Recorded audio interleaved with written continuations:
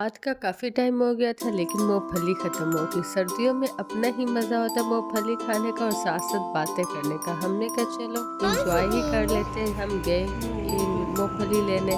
Mummy आइमा देखती रही बाबा को, तो बाबा कब आएँगे और हम फिर आगे चलेंगे। मम्मी आइमा ने अपना खूब एन्जॉय किया गाड़ी में, कभी बाबा को देखे, कभी स्टीयरिंग को छेड़े, कभी भाई को छेड़े और अपना खेलती रही, एन्जॉय करती रही। इसने तो खूब मज़ा कर लिया और हमने भी कोई मज़ा कम नहीं किया। जैसे ही मूँगफली लेके आए हमने कहा मौसम सर्दी का है तो क्या खाएं फिर। बच्चे कहते कश्मीरी चाय यानी पिंक टी पीते हैं। बच्चों को तो जो फेवरेट हुई थी हमने फ़ौरन ऑर्डर किया और आग के साथ हमने गुलाब जामुन ऑर्डर किए, बड़े मज़ेदार, मीठे मीठे, नरम नरम। बच्चों ने खूब एंजॉय किया।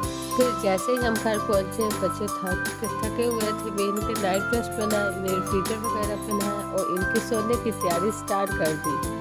बच्चे थक चुके थे, इन्होंने जल्दी जल्दी फीटर कंप्लीट किए। पीते ही इन्हें नींद आ गई।